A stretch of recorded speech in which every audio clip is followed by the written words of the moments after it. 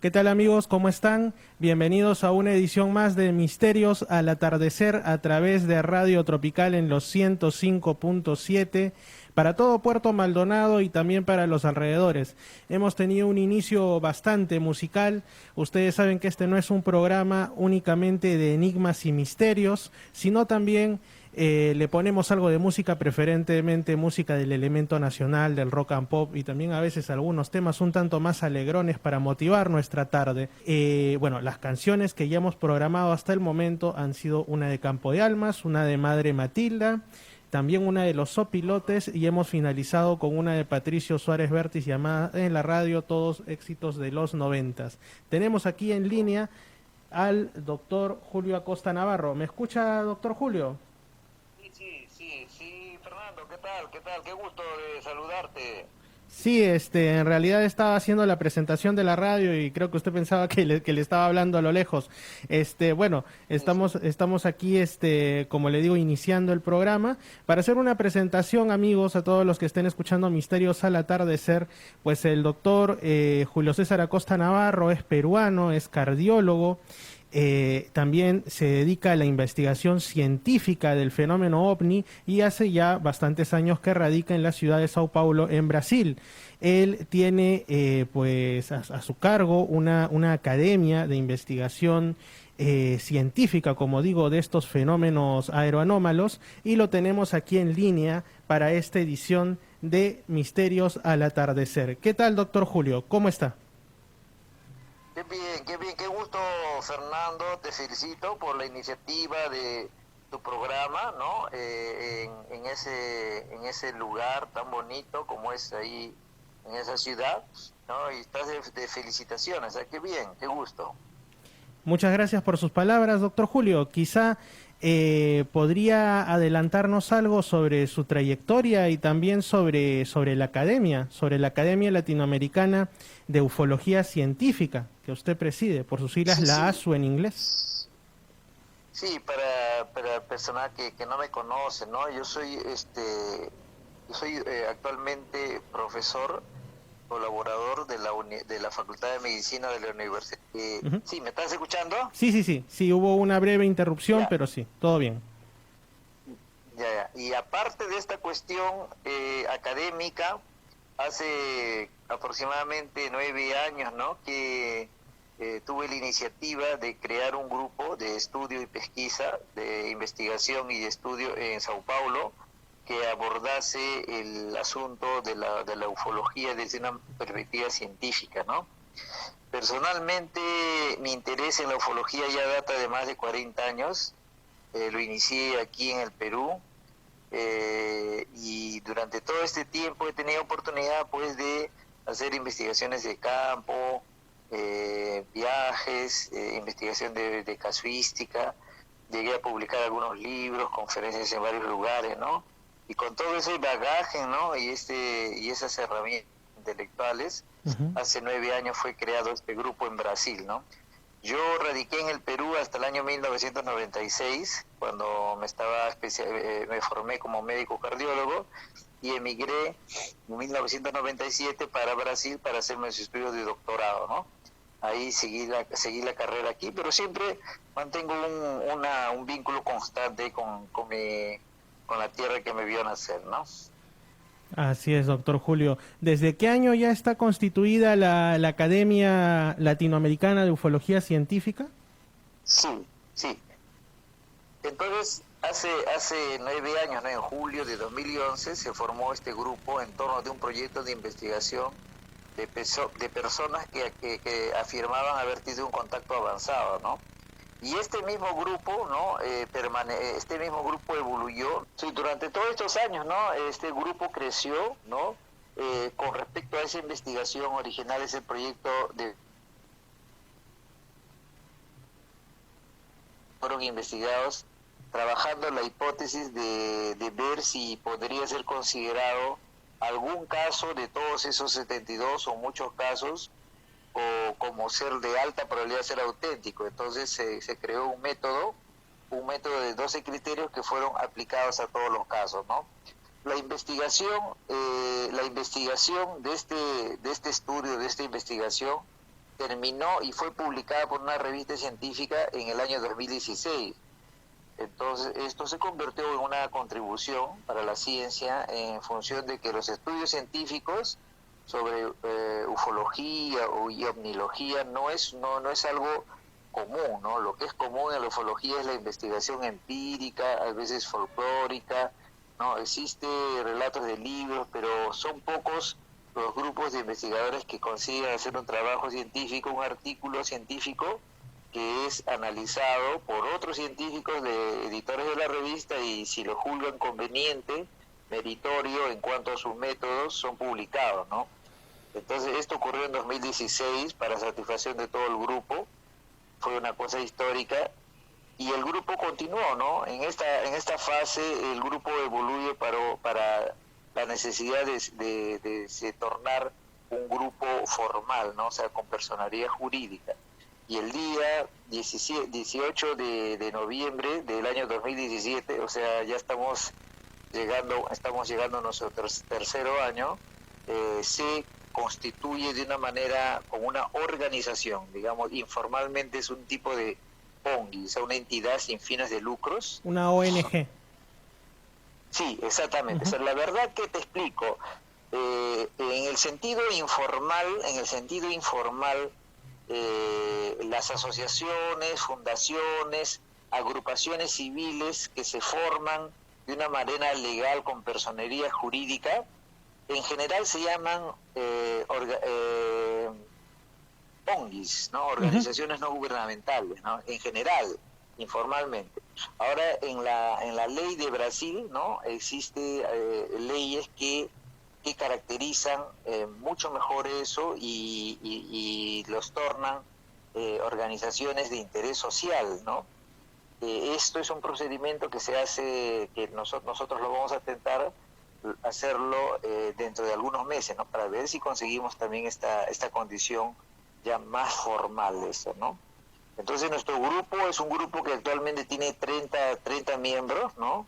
Que incluso algunos no son de Sao Paulo, con la cuestión de la epidemia ha permitido, por un lado nos llevó a hacernos actividades, reuniones virtuales y la participación de personas que vivían fuera del estado de Sao Paulo, ¿no? Entonces ya el grupo cuenta con miembros de fuera del estado de Sao Paulo como miembros de la academia, ¿no?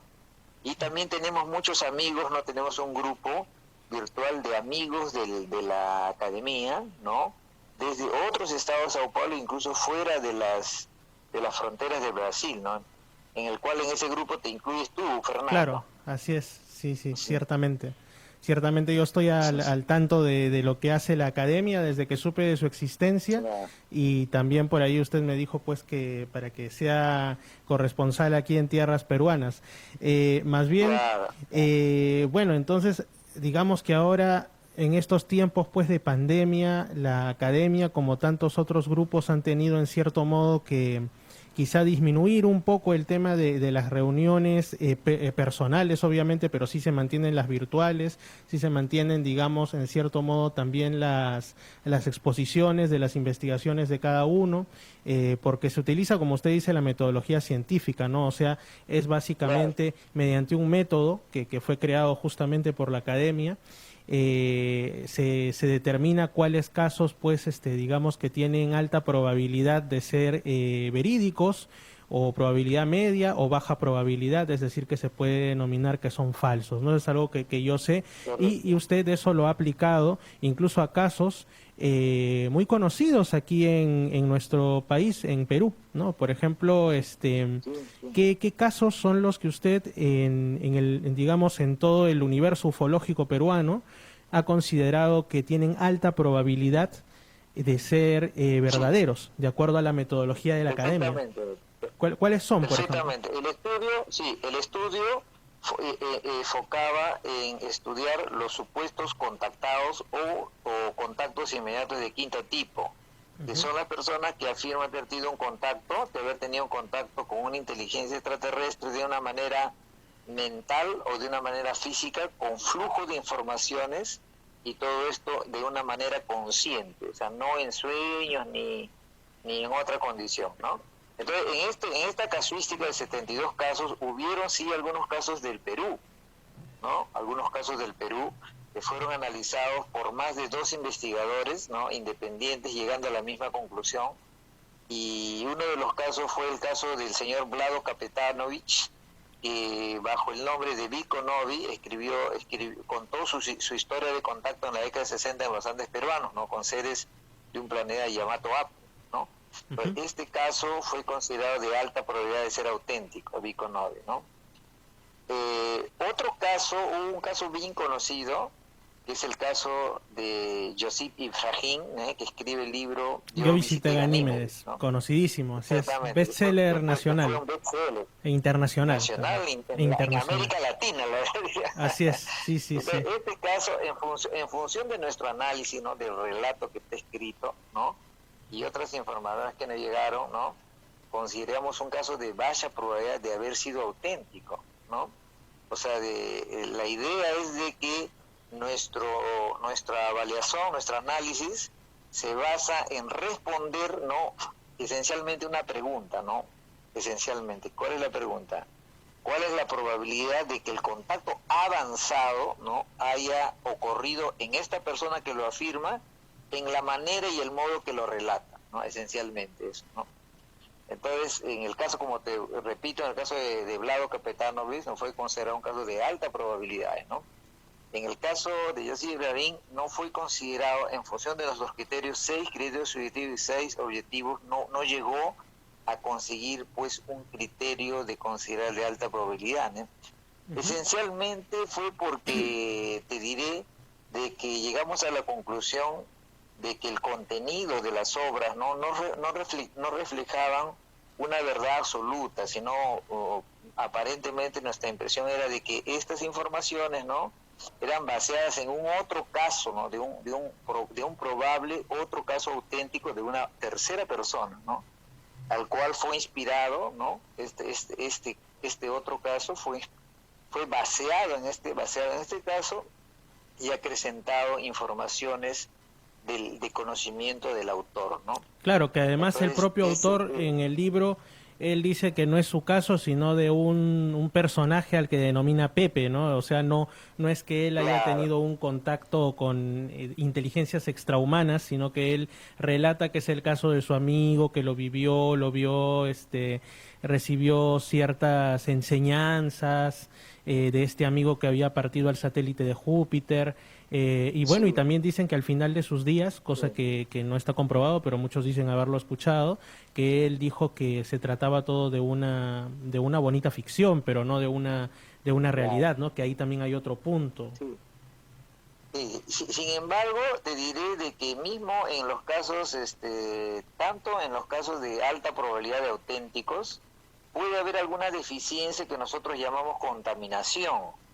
¿Ya? Contaminación de información. Y así como en un caso de baja probabilidad, no todo lo que se dice en la historia está irreal o inválido, ¿no? O sea, existe, en los casos de alta probabilidad, en los casos auténticos, existe lo que llamamos contaminación, elementos inexactos, ¿no? Dentro de una historia auténtica, ¿no? Elementos inexactos, elementos forjados, ¿no? En una historia auténtica que a veces confunde o puede ser colocado de una manera proposital para desacreditar la historia de este caso auténtico. Y al contrario, en un caso de baja probabilidad, ¿no? Como en este caso, por ejemplo, estamos colocando el caso de Josip Ibrahim, elementos, o sea, no todo lo que está escrito es de baja probabilidad, o sea, es falso. Por ejemplo, los elementos de una posibilidad de existencia de seres en Ganímedes, de una manera increíble, años después, ¿no? Como en el caso de Sixto y Pascual, que también formaron parte de la casuística y que fueron considerados de alta probabilidad, ellos dirían que en Ganímedes existía una civilización que hizo contacto con estos jóvenes. Así es. Entonces vean bien cuál es la posibilidad de que una historia que contada antes de que ocurriese el caso Rama, ¿no? estuviese descrito por este autor. Entonces, es una manera, ¿cuál sería la probabilidad, la coincidencia que un autor, ¿no? de ficción contase algo que un año después, poco después, ocurriría? Entonces es una cosa interesante y de cierta manera, como vuelvo a repetir, sospechamos, ¿no?, de que la historia de Yossi se vació en una historia, se vació en alguna cosa real, ¿no? Probablemente en un otro caso, O sea, ¿no? digamos que existiría Que hizo un caso primigenio, un caso inicial desconocido hasta la fecha, exactamente, de contacto avanzado, de sí, sí, contacto avanzado que hasta el creemos, momento claro, anónimo, y los posteriores se exactamente, basaron en él, sin mencionarlo. Algo así. exactamente, Ujú. exactamente, exactamente.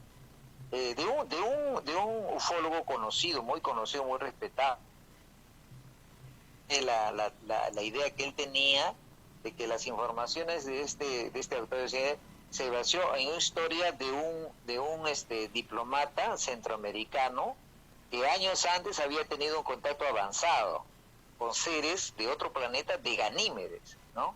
Ujú. Entonces, por eso es de que la obra, ¿no? Es una obra muy, digamos, literaria, ¿no? Escrita en un estilo y con un original, ¿no? Es una cuestión bien original, ¿no? Así es. Y ahora te diré que la cuestión de Ganímedes no es, digamos, no sería Sixto Paz, ¿no? Que sería el primero que oficialmente, digamos, habla de Ganímedes, porque había otros contactados que hablaron de Ganímedes también. En un caso de Argentina, en la década de 50, los hermanos Duclot, ¿no? Giorgi y Napoli Duclot, ellos harían contacto a través no físico, más a través de un contacto tipo Telepático. tipo mental, ¿no? Exactamente, y escribirían un libro, ¿no? Y en esos contactos ellos describirían, ¿no?, una serie de informaciones, e incluso habría un aviso, un contacto preprogramado. Ellos avisan que en una determinada fecha esas naves se aparecerían, Ujú. ¿no? Y Lo eso que años ocurrió de después, una manera en público. lo que años después hacía Misión Rama ya de Sixto Paz, ellos lo hicieron mucho Exactamente, antes. exactamente, Ujú. exactamente, exactamente, ¿no? Entonces vean cómo la cuestión de la cuestión de la autenticidad, ¿no? De un determinado hecho, ¿no? Es una cuestión bien compleja para entender, ¿no? Y bien válida, ¿no? Cuando uno se somete al método científico. Como entenderás, ¿no? Las descubiertas, las conclusiones científicas no son verdades absolutas, no son, digamos, producto de una serie de raciocinios, propuestas, hipótesis, métodos y experimentos. Por ejemplo, si aparece un nuevo remedio, por ejemplo, ¿no?, un nuevo antibiótico, ¿no?, que un nuevo antibiótico mejor que otro antibiótico, que es antiguo. Entonces, este antibiótico aparece porque se hizo un experimento en, por ejemplo, 100 personas, ¿no?, que tenían broncopneumonía, con otras 100 personas dándole a uno el remedio antibiótico nuevo y el otro antibiótico antiguo. Y cuando comparan el resultado, ven que el antibiótico antiguo curaban 70 de los 100, 70%, y el antibiótico nuevo curaba 80 de los 100. Y esa diferencia de 10, cuando se sometía a una especie de análisis estadístico en función del número de pacientes para ver si esto podría ser suerte, acaso, o sería un efecto significativo para considerar que hubo una diferencia real porque el otro es mejor, no solo cuando esto aparece y es demostrado que se considera, ¿no?, matemáticamente que es bien probable que el otro es superior al otro. Pero la cuestión es que la verdad, o sea, la conclusión científica es cuestión de probabilidades, ¿sí? Ujú. Entonces no es una cuestión absoluta. Entonces nuestro método de los 12 criterios justamente tiene estas ventajas y también tiene sus limitaciones, ¿no? Por eso nuestros casos llamados auténticos técnicamente son casos de alta probabilidad de ser auténticos, ¿no? Claro, así es, doctor.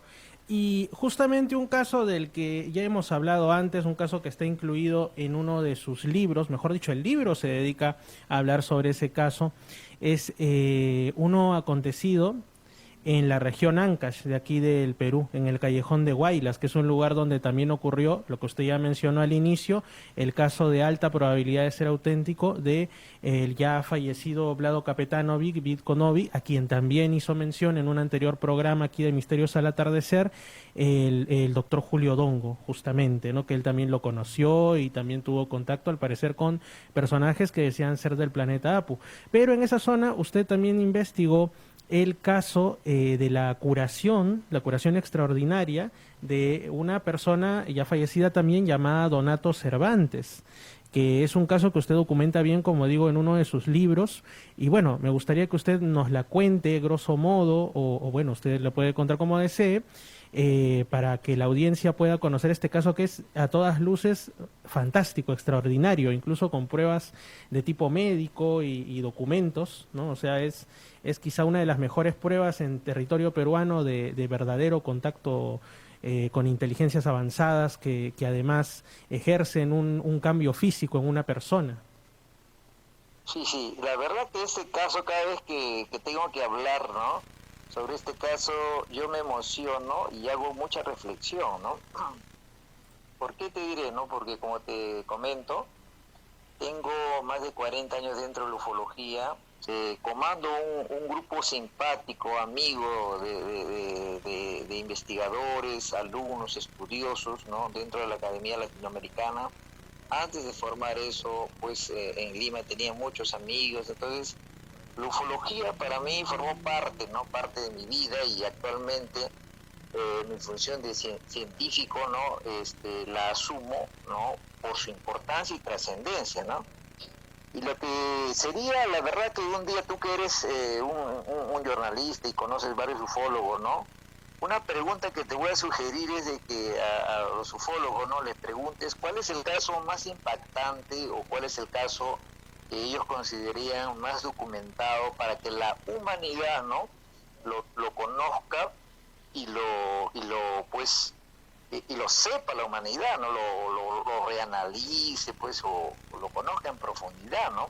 Esa sería una pregunta excelente para hacer a famosos investigadores como Heine, que ya falleció, Ujú. Salvador Freixedo, que ya falleció, ¿no?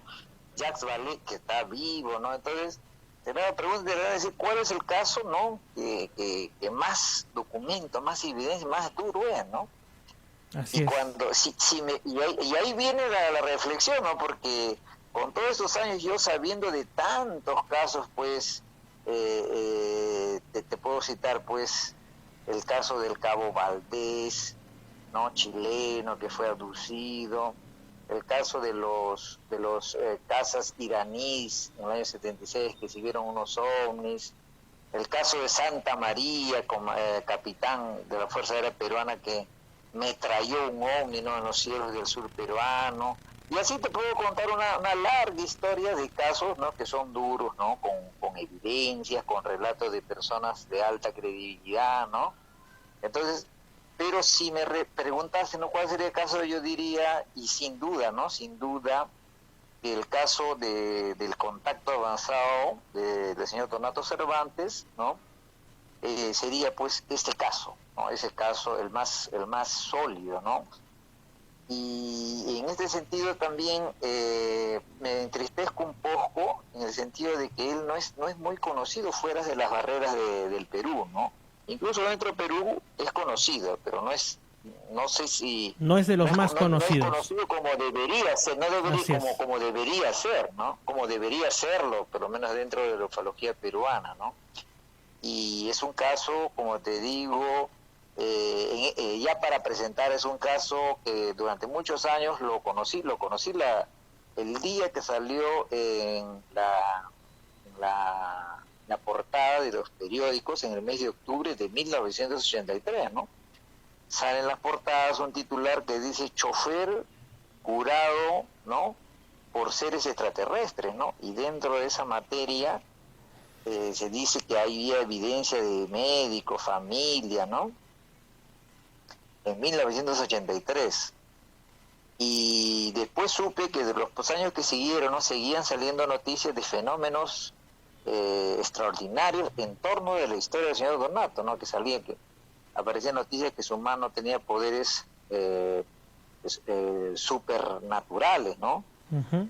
Curativos, de Que fuerza, ¿no? incluso había personas que decían que habían comprobado que su mano restaurada, por así decirlo, o reconstruida, tenía interferencia en objetos de, bueno, de recepción de radio y cosas por el estilo, Eh, irradiaba ondas radiadas, o claro, sea, cosas bastante extrañas, sí.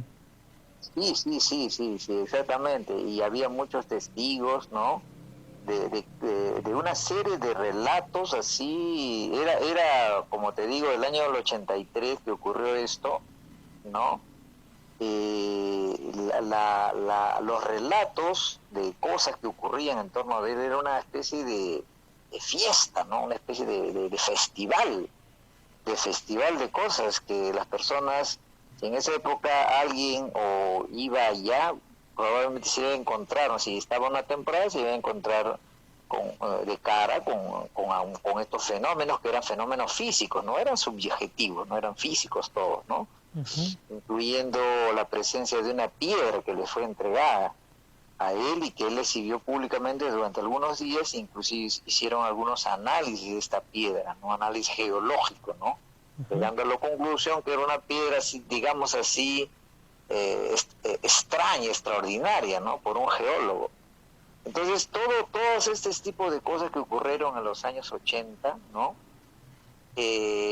No hubo, digamos, aparte de estos relatos de los periodistas, de personas, no hubo hasta donde yo sabía, un estudio más aprofundado, ¿no? O sea, como tú entenderás en la ufología, pues desencadenar un estudio aprofundado, pues en general es una cosa rara, ¿no? Sí.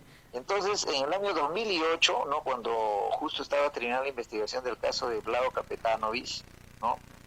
En el año 2008 que estaba en los Andes con un amigo Jaime Valdivia, en compañía de él fuimos y de mi padre, el doctor Hugo Acosta, que ahora ya es fallecido, en una expedición a los Andes conocemos, o sea, personalmente al señor Donato Cervantes. O sea, yo lo conocía desde el año 83 y lo estaba siguiendo. Entonces, en un viaje a los Andes, yo viniendo del Brasil para el Perú, hacemos un viaje, ¿no? Para investigar y llegamos a conocer, ¿no? A tener la oportunidad de que él estaba en vida, a conocerlos y él nos cuenta su relato, ¿no?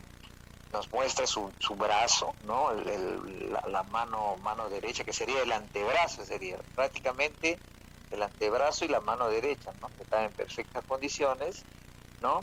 Y a partir de ahí, ¿no? Con esta aproximación con él y todos sus dados, ¿no? Para esta época tomó la decisión de llevar a cabo pues una investigación más aprofundada en el caso de él, y durante muchos años viajó, ¿no? Para entrevistar a él, a testigos en el hospital donde ha estado, buscar documentos, periodistas, ¿no? Y durante muchos años se hace esta investigación que tenía pues un tipo de diseño de investigación que debería ser terminado en un informe científico para revistas internacionales, ¿no? Ujú. Y entonces todo este relato es un relato dramático, ¿no? que posteriormente al final sería descrito, contado en la obra Odisea en los Andes, 1983, el año en que hicimos contacto. Y aquí viene otra reflexión. Lamento también como este libro, que fue escrito con mucho cariño, con mucho sufrimiento y emociones, no sea tampoco muy conocido, ¿no? O sea, tal vez sea en parte porque fue escrito en español y yo no radico allá, pero vale la oportunidad, ¿no? Para que quien tenga interés, ¿no? Lo pueda, pues, no adquirir, sino difundir, leer, comentar, ¿no? Porque se trata de un relato, de un proyecto de investigación en torno de todos los hechos extraordinarios que ocurrieron en torno de él, ¿no? Sí, justamente yo a usted La le había idea, comentado que encontré el libro, para mi sorpresa y regocijo, allá en la ciudad de Lima, en uno de estos anaqueles, este proyecto que había de Lima Lee, que prestaban libros gratuitamente en el servicio del Metropolitano, en la estación central.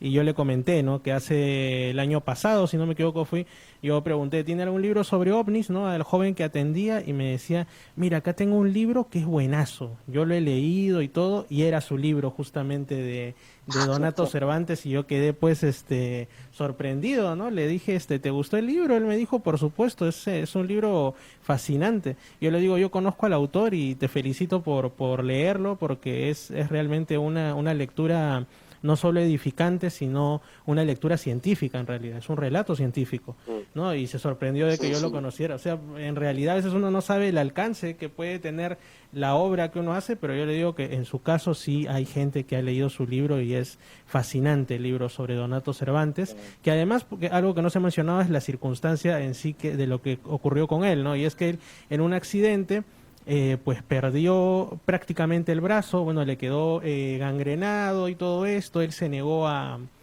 que pues hubiera una amputación porque él decía que sus amigos de la galaxia celeste lo iban a curar o algo así, cosa que finalmente al parecer ocurrió, ¿no? O sea, esto de lo que usted ya cuenta, que la gente primero lo había visto, incluso médicos, con el brazo ya echado a perder, con una necrosis total, y sin embargo después lo ven el brazo totalmente reconstruido, incluso con estas cualidades que usted menciona, y después de eso creo que también tuvo otro accidente, creo que perdió los dedos, y hubo gente que fue testigo de cómo los dedos literalmente le crecieron, y él también lo achacaba a sus amigos de lo que llamaba la galaxia celeste, ¿no?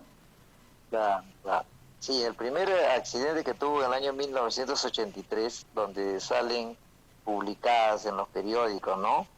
Él había tenido un accidente donde al caerse sobre al resbalarse fuertemente sobre una puerta de vidrio, él se incrusta la mano derecha entre los vidrios, y él en vez de salirse con cuidado, él bruscamente trata de salirse de este accidente, y prácticamente con los vidrios él corta de su muñeca, ¿no? Pues él se lesiona la arteria radial, la arteria, venas, los nervios, los tendones, ¿no?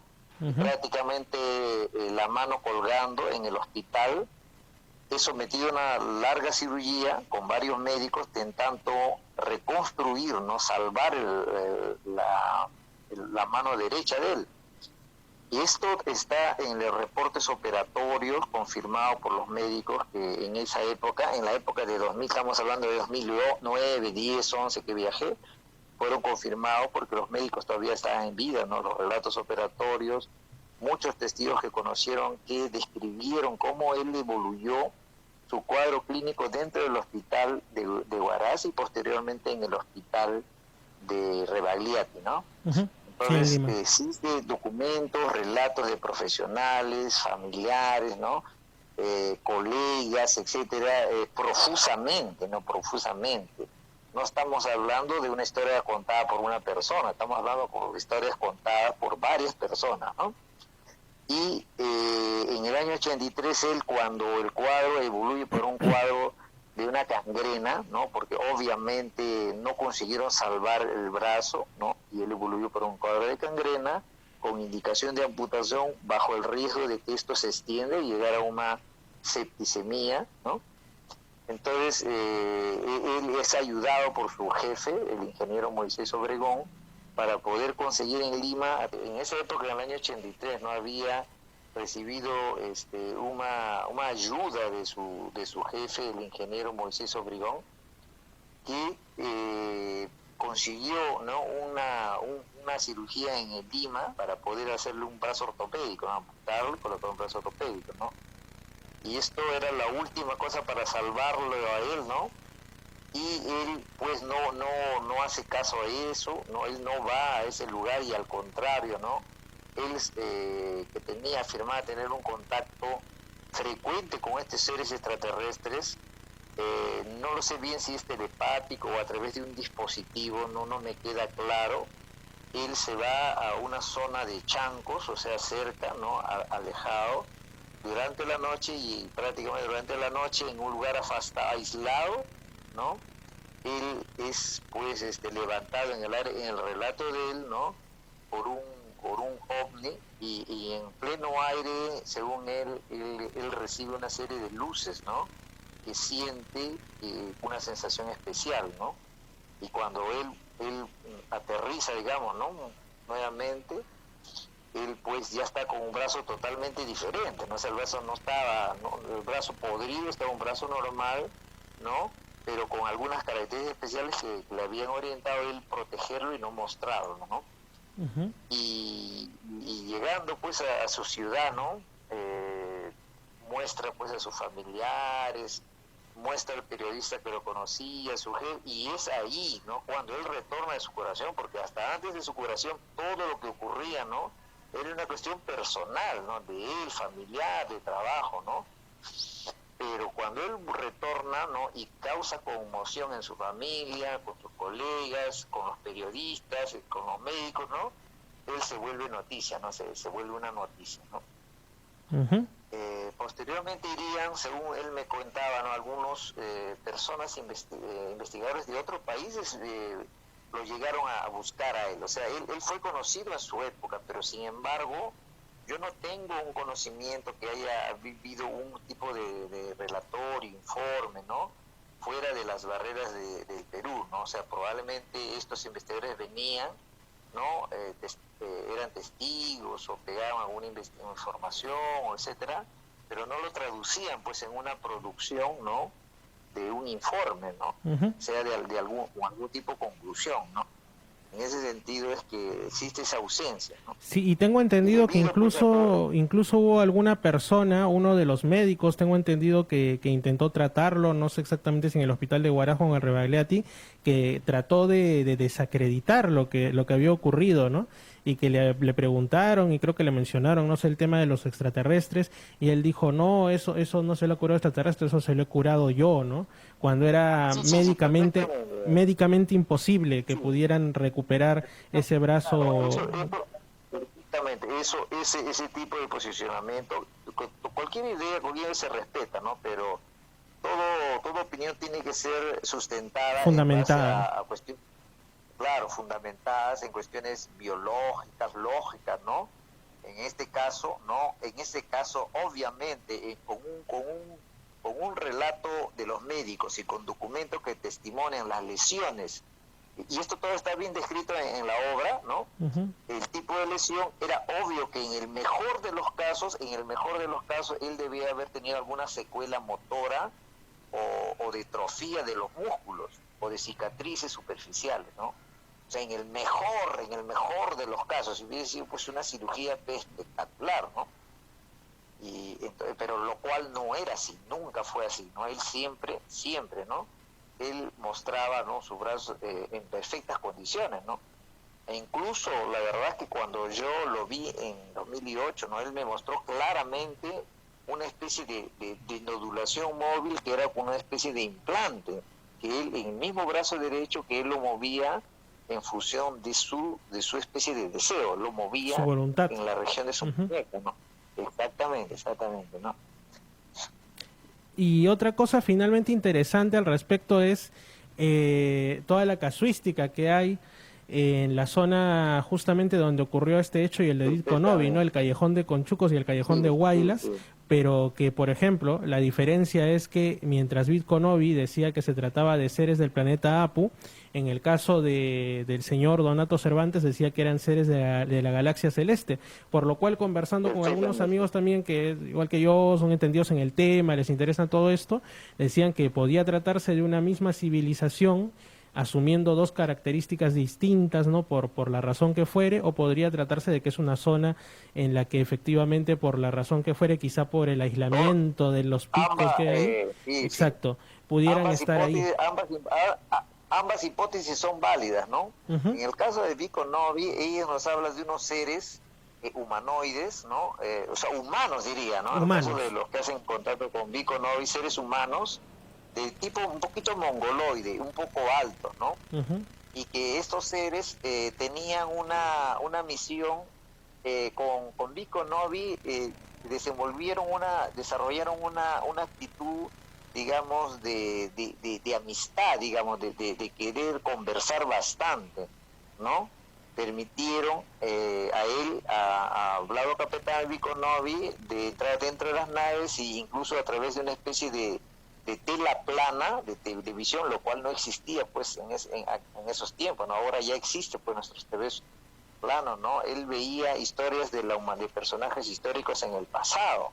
Entonces, y ellos se recalcaban bastante, en el caso de Vlado Kapitanovich, una cuestión social para la humanidad, ¿no? En el sentido de que la humanidad, su organización económica, ¿no? Había sido el eje, ¿no? De su destino, ¿no? Del resultado, pues, de sus historias de guerras, injusticias, ¿no? En el caso de Donato Cervantes, ¿no? Era la verdad que ellos, la relación era una relación, digamos, de fenómenos que ocurrían, fenómenos duros, ¿no? O sea, no entendía que había mucho contacto de informaciones, ¿no? Entre esos seres con el señor Donato. Había sí informaciones, ¿no? De tipo, digamos así, tal vez espiritual, ¿no? Alguna especie de consejos, ¿no? En el área moral o espiritual. Pero no había muchas informaciones tipo técnicas o históricas o sociales. Sin embargo, en el caso de Donato Cervantes había lo que ocurría, ¿no? Era una serie de fenómenos extraordinarios con evidencias objetivas y duras, ¿no? Y con testigos, ¿no? Uh-huh. Que eso hacía pues de que tenía ese perfil. Ahora, los seres, según el diseño que aparece en un periódico en la época, diseñado, según tengo entendido, por el mismo señor Donato Cervantes. En el diario Extra, creo, ¿o en cuál fue? No, la tercera de la crónica. En la crónica, ¿no? En la crónica. No, el del Extra fue el de Visco Novi, me había equivocado, sí. Sí.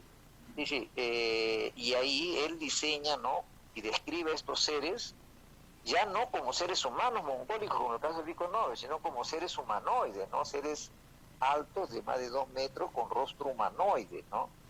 Y un poco físicamente diferente a los otros, ¿no? Y esto se presenta, vienen de la galaxia celeste, a diferencia de los otros del planeta Apo, ¿no? Esto lleva a esa posibilidad de plantear por qué, estando tan próximos y casi un poco contemporáneos, ¿no? Esa posibilidad de ser otra civilización, ¿no? Es válida, ¿no? De que sea otra civilización con diferente aspecto físico, ¿no? Y diferente padrón de comportamiento también. Así porque en el caso de Donato Cervantes, él contaría que el primer contacto no ocurrió en el año 83, ocurrió en el año 77, ¿no? Y el relato de cuando él conoce a estos seres no es un relato amigable. Él estaba en su camión, en su camión, en una carretera, el carro se para, una luz está al frente, abre la puerta y él es succionado por una luz en el aire. Entonces, un relato que ocurre en otros casos de abducción, de contacto inmediato de 4º grado. Uh-huh. Y cuando, según el relato, primera vez que se encuentra, él cuando está en el aire, él cuenta de que en el mismo escenario que ocurre esto, aparece otro camión, ¿no? Como amenazando, alguna cosa. Aparece otro camión de otra persona, inesperadamente, y él, estando en pleno aire con esta luz se apaga, ¿no? Digamos, esta tentativa de deducción fica abortada, podemos entenderlo así, y él cae de la altura sobre unas rocas, ¿no? Entonces, después él es rescatado ese mismo día, lo rescatan, lo llevan a un hospital porque él estaba gravemente enfermo, sangrando, ¿no? Entonces, esa es la forma como se presentan, ¿no? Entonces, si tú lo ves, ¿no? Es un padrón de comportamiento relacional bien diferente en el caso de Visco Novi. Así es, exactamente. ¿No? Entonces, si es que se trata de otra civilización, es válido. Ahora, si se trata de los mismos seres que están en la región, pero que adoptan una fisiología tipo camaleón y tienen otra actitud, también es válido, ¿no? Todo es válido, ¿no? O sea, no podemos descartar uno porque tenemos que levantar, trabajarlas, ¿no? Y observarlas, ¿no? Así es. Y esa región, la verdad que un número de ovnis vistos, fotografiados, atestiguados, es un número impresionante, ¿no? Sí, de hecho yo siempre hablo de eso porque yo también he tenido experiencias de avistamientos ovni más que en el Callejón de Guaylas, en el Callejón de Conchucos, en la zona de Huari concretamente, y fue muy curioso porque una de ellas fue junto a un amigo que es bastante escéptico, ¿no? Y desde que vio por ahí lo que parecía ser una nave, dejó de ser escéptico, porque digamos que las experiencias que se viven ahí, sobre todo en determinadas zonas, son bastante, cuando menos, bastante interesantes, ¿no?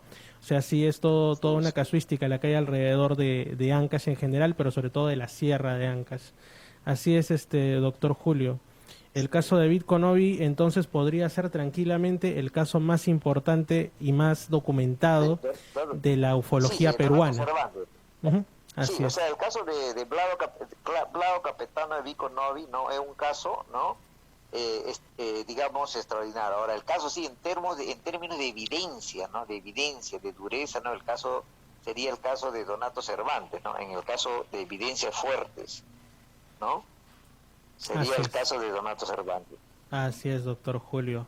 Bueno, ha sido un gran gusto tenerlo el día de hoy aquí en Misterios al Atardecer, doctor Julio. Espero que no sea la última vez. Muchas gracias por habernos comentado tanto sobre lo que es la asociación que usted preside, la Latin American Academy of Scientific Ufology, ¿no? La Academia Latinoamericana de Ufología Científica, como también sobre uno de los casos más fuertes que usted ha investigado, que es el de Donato Cervantes. Muchas gracias, doctor Julio, y seguimos en contacto. ¿Ya? Espero tenerlo. Saludos a todo perfectamente. Saludos a toda tu audiencia. Gracias. Linda audiencia. Un honor como siempre, y espero tenerlo pronto por aquí nuevamente. Gracias. Gracias a ti. Bueno, fue, como han escuchado, el doctor Julio Acosta Navarro, Julio César Acosta Navarro, cardiólogo peruano, residente en la ciudad de Sao Paulo desde hace muchos años, y también él ha creado, como bien ha dicho, una academia llamada la Academia Latinoamericana de Ufología Científica, la ASU por sus siglas en inglés, y que pues tiene ya varios años de formada y realmente está haciendo muy buenos trabajos siguiendo el método científico, e incluso ya tienen papers publicados y han también, digamos, desarrollado un método muy propio para la determinación de si casos ovni, sobre todo casos de abducción o de contacto, son con alta probabilidad de ser reales, probabilidad media o baja probabilidad, es decir, prácticamente falsos, ¿no? Han pasado por ese tamiz que también tiene que ver con algo muy científico como es la investigación por pares, y han llegado a distintas conclusiones respecto a muchos casos, no solo del Perú, sino también del extranjero. Así que todo un honor, todo un privilegio poder contar con él aquí en el programa en Misterios al Atardecer. Vamos a ir con algo de música y después seguimos con algo más aquí en el programa. Lo mejor del rock and pop peruano solo en Misterios al Atardecer, de 5 de la tarde en adelante en 105.7 Radio Tropical.